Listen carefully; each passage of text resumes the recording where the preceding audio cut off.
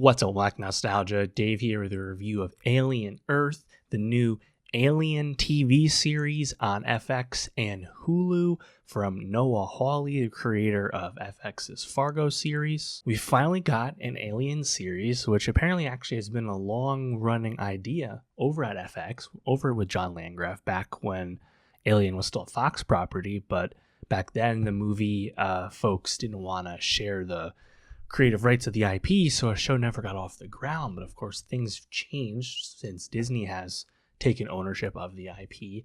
And I gotta say, it's incredibly exciting that FX and Hawley are the ones that get to make the first Alien show. And straight up, Alien Earth looks fantastic. This is a super impressive show visually. The scale of the world is communicated so well on this show, and it's doing a ton of great lore exploration, filling in a ton of stuff that we've only had references to across all the Alien films. So because it's giving us a lot of different things in terms of its character work, in terms of its lore building, while also, of course, giving you what Alien does best, watching xenomorphs inflict carnage, I'm super on board with this show. I think the pilot in particular is really impressive, and now it's just a question of if the show can sustain its dramatic depths as we learn more about its characters. But I'm completely on board with this show. I'm really excited about it. I was feeling good about Alien, last year when Alien Romulus came out. And Alien Romulus, was a movie that did pretty well overall at the box office. Alien never a massive blockbuster franchise, but Romulus did pretty well, for its budget for being a relaunch of the franchise.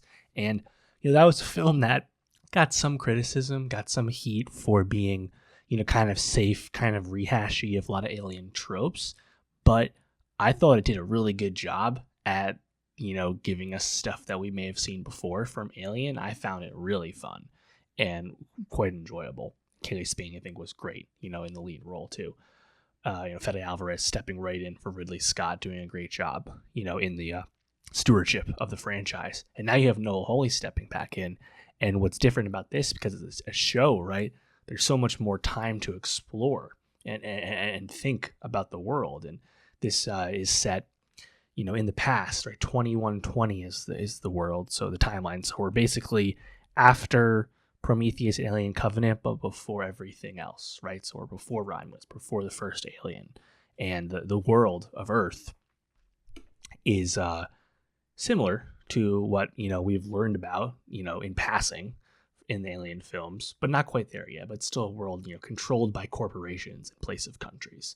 And Weyland-Yutani, of course, that we know well from the films, is present and a significant figure here. We're also spending a lot of time with this new company that we didn't really know anything about, called Prodigy, in the core contrast of what's going on in the alien world as, scientific advancement is bringing us the creation of synthetics, completely, created humans, one of which is played by Timothy Olyphant.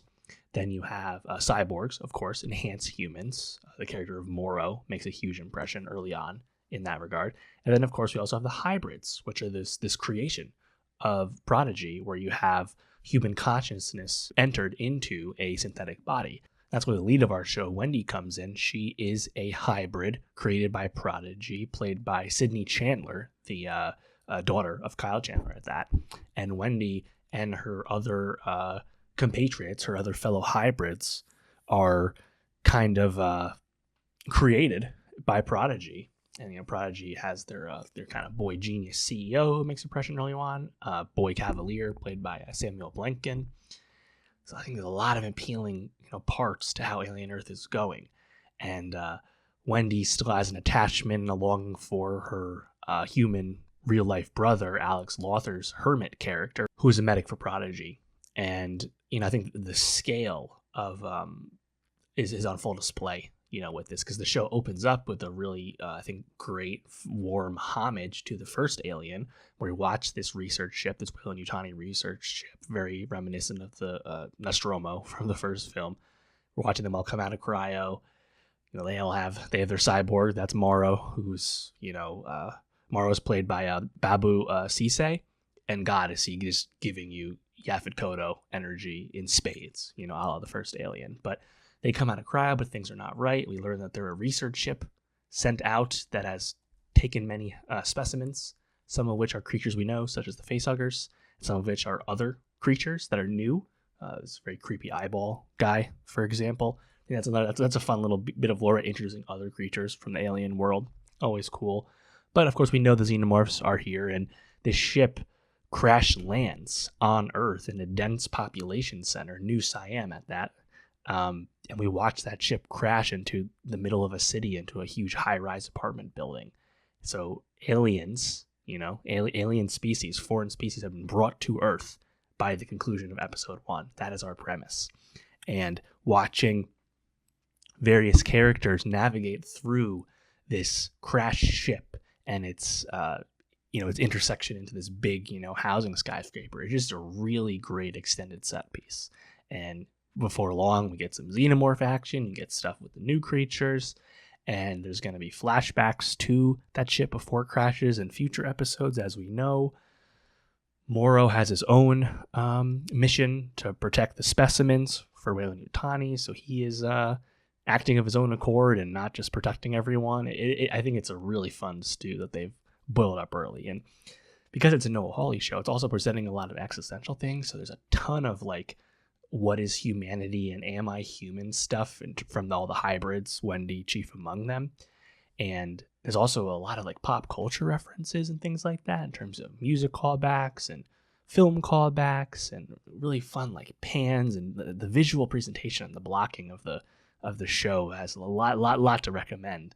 But I wasn't expecting to see references to Ice Age or Reggie Jackson's Mr. October feats in Major League Baseball back in the 70s, right? There's a lot of surprising callbacks that have happened here and there across the Alien franchise, but it's really fun that they're also here with this.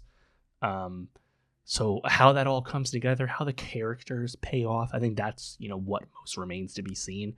But I've already seen enough from production design, from the communication of alien action, xenomorph action, and just tons of new lore information about the world of Alien and that universe, that I'm just really excited about this show. And we know the track record that FX has, the track record that Noah Hawley has for that matter as well. It's hard not to feel pretty confident about how this show's going to go. So I hope it does really well.